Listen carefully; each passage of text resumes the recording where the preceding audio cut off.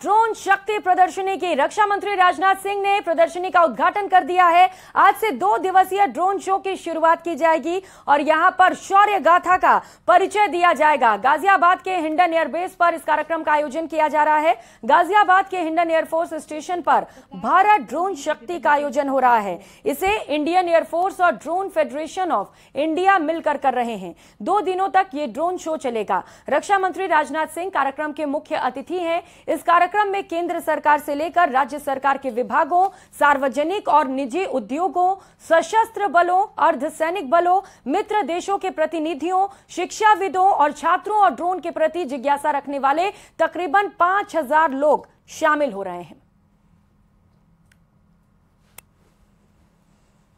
तो सीधी तस्वीरें आपको दिखा रहे हैं हिंडन एयरबेस से, जहां पर इस वक्त रक्षा मंत्री राजनाथ सिंह पहुंचे हुए हैं। 2 दिवसीय कार्यक्रम का उद्घाटन रक्षा मंत्री की ओर से कर दिया गया है। खास तस्वीरें इस वक्त आप अपनी टीवी स्क्रीन पर देख पा रहे हैं, जहां पर भव्य प्रदर्शनी का आयोजन किया जा रहा है। 2 दिवसीय ड्रोन शो की शुरुआत हो चुकी है।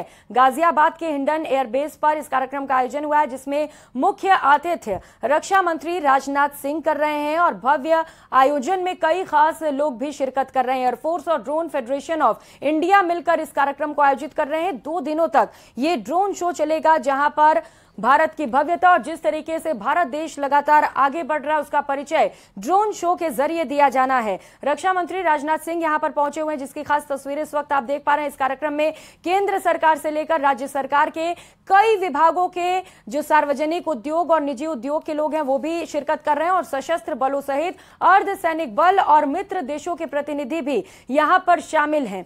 शिक्षाविदों से लेकर छात्रों और ड्रोन के प्रति जिज्ञासा रखने वाले भी तकरीबन 5000 लोग आज इस कार्यक्रम में मौजूद हैं। 2 दिनों तक ये कार्यक्रम चलेगा। जो लोग ड्रोन में जिज्ञासा रखते हैं, जो शिक्षाविद हैं या फिर जो छात्र हैं, वो भी इस वक्त इस कार्यक्रम में पहुंचे हुए हैं। ड्रोन की शक्ति यहां पर दिखाई जानी है। 3 अलग अलग तस्वीरें इस कार्यक्रम से जुड़ी इस वक्त आप देख पा रहे हैं, जहां पर रक्षा मंत्री राजनाथ सिंह से लेकर 5000 नॉर्मल लोग और इसके साथ साथ कई बड़े अफसर्स भी इस कार्यक्रम में मौजूद हैं, जो ड्रोन को लेकर यहां पर प्रदर्शनी की जानी है उसके साक्षी बनेंगे।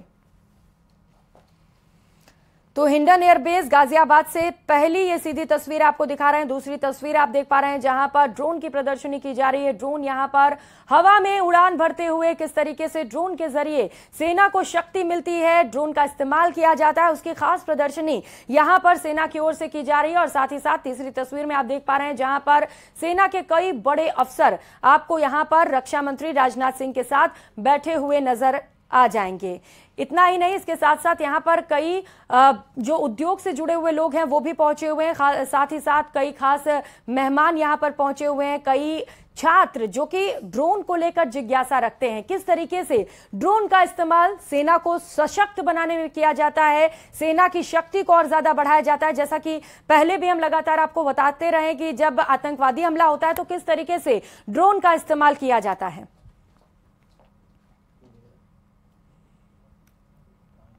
रुक कर लेते हैं एक और बड़ी खबर का। विदेश मंत्री एस जयशंकर की ओर से बड़ा बयान सामने आया। उन्होंने कहा कि यूएन के कार्यक्रम में भारत की तारीफ हुई है। G20 में आवाज उठाने पर भारत की जमकर तारीफ हुई है।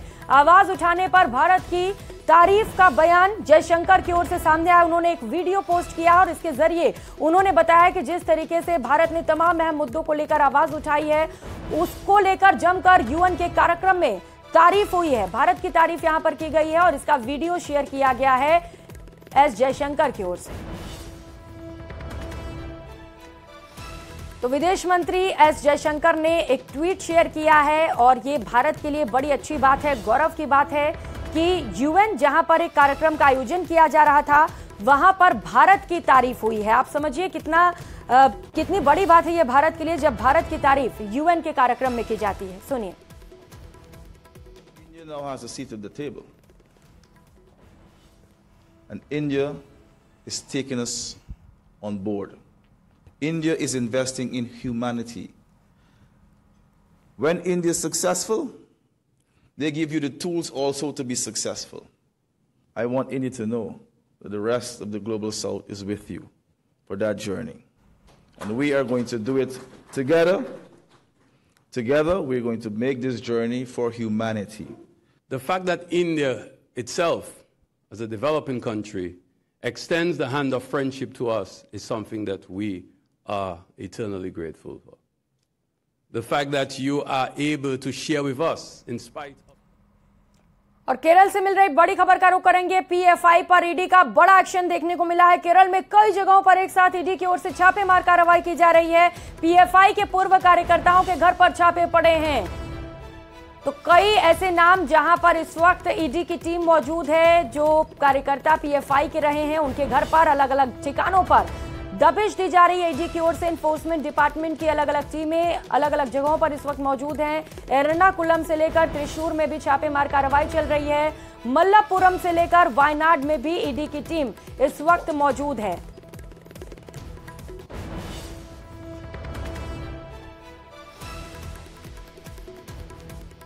और राष्ट्रीय भूकंप विज्ञान केंद्र के अनुसार आज उत्तराखंड के उत्तरकाशी में 3.0 तीव्रता का भूकंप आया। भूकंप आज सुबह 8:35 पर 5 किलोमीटर की गहराई पर आया। भारत मौसम विज्ञान विभाग IMD के आंकड़ों के अनुसार पिछले हफ्ते हिमाचल प्रदेश के मंडी और चंबा में भी रेक्टर पैमाने पर 2.8 और 2.1 तीव्रता के हल्के भूकंप के झटके महसूस किए गए थे। तो कई पहाड़ी क्षेत्रों में भूकंप के हल्के झटके लगातार महसूस किए जा रहे हैं। रुक कर लेते हैं एक और बड़ी खबर का। मुख्यमंत्री अशोक गहलोत आज जोधपुर के दौरे पर रहने वाले हैं। जोधपुर में मुख्यमंत्री अशोक गहलोत लाभार्थियों से संवाद भी करेंगे। Indira Gandhi gas cylinder subsidy योजना के लाभार्थियों से संवाद का कार्यक्रम तय है। लगभग 18 लाख लाभार्थियों के खातों में रुपए ट्रांसफर किए जाने हैं। लगभग 74 करोड़ रुपए लाभार्थियों के खातों में सीधे ट्रांसफर होंगे। शाम 4 बजे उमेद स्टेडियम में मुख्यमंत्री अशोक गहलोत का कार्यक्रम तय किया गया, जिसे लेकर वहां पर तैयारियां लगभग पूरी कर ली गई हैं। कुछ ही समय में वहां पर मुख्यमंत्री अशोक गहलोत होंगे, जहां पर वो संबोधित करेंगे सभा को। साथ ही साथ जो लाभार्थी हैं उनसे भी मुख्यमंत्री अशोक गहलोत संवाद करते हुए नजर आएंगे। चुनावी साल में लगातार सौगातों की बौछार मुख्यमंत्री अशोक गहलोत की ओर से, जैसा कि उन्होंने पहले ही दावा किया था कि आप मांगते मांगते थक जाओगे, मैं देते देते नहीं थकूंगा। और इसी बात को चरितार्थ करते हुए यहां पर मुख्यमंत्री अशोक गहलोत, जब उन्होंने कई सौगातें एक एक कर लोगों को दी हैं, जिनके दम पर उनका दावा भी है कि आगामी चुनाव में एक बार फिर से कांग्रेस की ही सरकार रिपीट होगी। जोधपुर वासियों को ऐसे ही आज बड़ी सौगातें मिलने वाली हैं, जहां पर Indira Gandhi gas cylinder subsidy योजना के लाभार्थियों से मुख्यमंत्री अशोक गहलोत संवाद भी करेंगे। और साथ ही साथ लगभग 18 लाख लाभार्थियों के खातों में पैसे ट्रांसफर किए जाने हैं। रुपए ट्रांसफर होंगे। कुल 74 करोड़ रुपए लाभार्थियों के खातों में सीधे ट्रांसफर किए जाएंगे। इतना ही नहीं, कई और खास सौगातें देने वाले हैं आज मुख्यमंत्री अशोक गहलोत। कई खास कार्यक्रमों का लोकार्पण भी किया जाएगा। महाधिवक्ता कार्यालय का भी लोकार्पण मुख्यमंत्री अशोक गहलोत की ओर से किया जाना है। राजस्थान हाईकोर्ट में महाधिवक्ता कार्यालय बना हुआ है, जिसका आज मुख्यमंत्री अशोक गहलोत लोकार्पण करेंगे। 1 AG और 10 AG सरकारी वकील इसमें बैठ सकते हैं। तो मुख्यमंत्री अशोक गहलोत आज राजस्थान हाईकोर्ट में नवनिर्मित महाधिवक्ता कार्यालय का लोकार्पण करेंगे। इसे लेकर तैयारियां पूरी कर ली गई हैं। महाधिवक्ता महेंद्र सिंह सिंघवी ने व्यवस्थाओं का जायजा लेकर आवश्यक दिशा निर्देश दिए हैं। मुख्यमंत्री अशोक गहलोत के यहां दोपहर 12:15 पर पहुंचने का कार्यक्रम है। वह यहां पर लगभग 2 घंटे तक रुकेंगे और इस दौरान सीएम अधिवक्ताओं से भी मुलाकात करेंगे। बता दें कि कार्यक्रम में मुख्य अतिथि राजस्थान हाईकोर्ट के मुख्य न्यायाधिपति ऑगस्टिन जॉर्ज मसीह होंगे।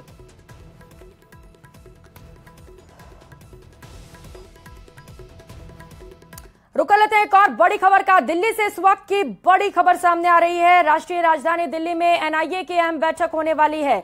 खालिस्तानी आतंकियों पर एनआईए की सख्ती देखने को मिलेगी। 5 से 6 अक्टूबर को ये अहम बैठक होगी, जिसमें कई बड़े फैसले हो सकते हैं खालिस्तानी आतंकियों को लेकर। देश भर के एटीएस प्रमुख भी इस बैठक में शामिल रहेंगे। एनआईए और आईबी चीफ भी इस बैठक में मौजूद रहने वाले हैं। रॉ चीफ भी इस बैठक में शामिल होंगे। तो देश के कई प्रमुख इस बैठक में शामिल होने वाले हैं। खालिस्तानी आतंकियों को लेकर माना जा रहा है कि इस बैठक में कई बड़े फैसले हो सकते हैं। जिस तरीके से लगातार खालिस्तानी आतंकी कनाडा में अग्रेसिव मोड पर हैं, यात्राएं वहां पर निकाली जा रही हैं, उसी को लेकर इस बैठक में खास रणनीति तैयार की जाएगी कि कैसे इन खालिस्तानी आतंकियों पर लगाम लगाया जा सके। जो इनके आका हैं उन्हें कैसे पकड़ा जा सके। और साथ ही साथ जिस तरीके से खबर यह भी आ रही थी कि पाकिस्तान से फंडिंग की जा रही है, टेरर फंडिंग, इसे लेकर भी इस बैठक को बड़ा ही महत्वपूर्ण माना जा रहा है कि खालिस्तानी आतंकियों को जो फंडिंग की जा रही है उन पर कैसे लगाम लग सके।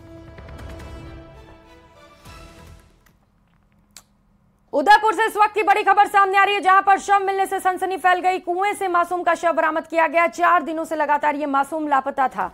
खिरोदा थाना क्षेत्र का ये पूरा मामला है। शव को कुएं से बाहर निकाल लिया गया है। फिसल की टीम ने मौके से साक्ष्य भी इकट्ठा किए हैं। पुलिस ने अज्ञात के खिलाफ मामला दर्ज कर लिया है।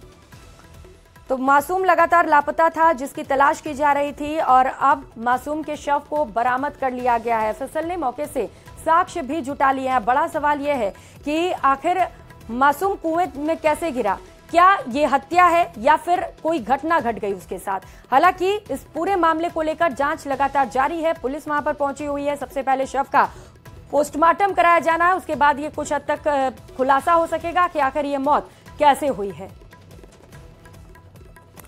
तो 4 दिनों से ये बच्चा लापता था, जिसकी तलाश की जा रही थी, और अब कुएं से इसका शव मिल चुका है, जिसे देखने के बाद पूरे क्षेत्र में हड़कंप मचा हुआ है।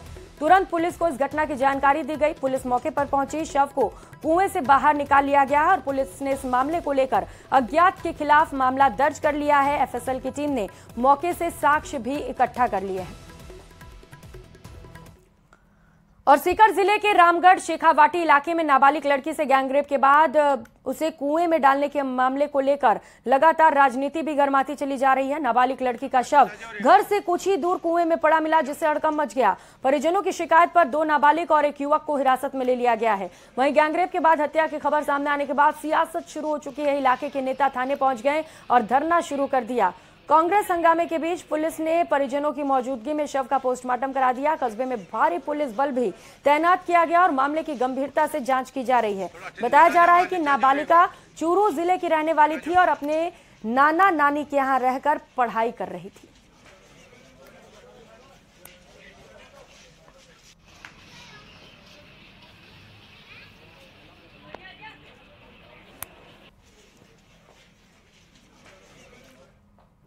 गांव में आज जो घटना हुई थी एक बालिका के कुएं में गिरने की, उसके संबंध में बहुत सारे लोग और जनप्रतिनिधि आए थे, जिनकी डिमांड थी कि वही सही कानूनी कार्रवाई हो और उचित मुआवजा मिले।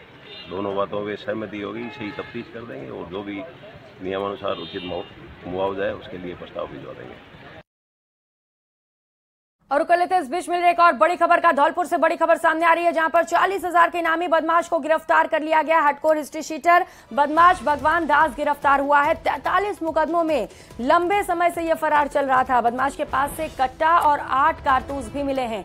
बाड़ी सदर पुलिस और एडीएफ टीम की ओर से संयुक्त कार्रवाई की गई, जहां पर यह बड़ी सफलता हाथ लगी। कुल 43 मामले इस बदमाश के खिलाफ दर्ज हैं। 40,000 का इनामी बदमाश था, जिसे गिरफ्तार कर लिया गया है।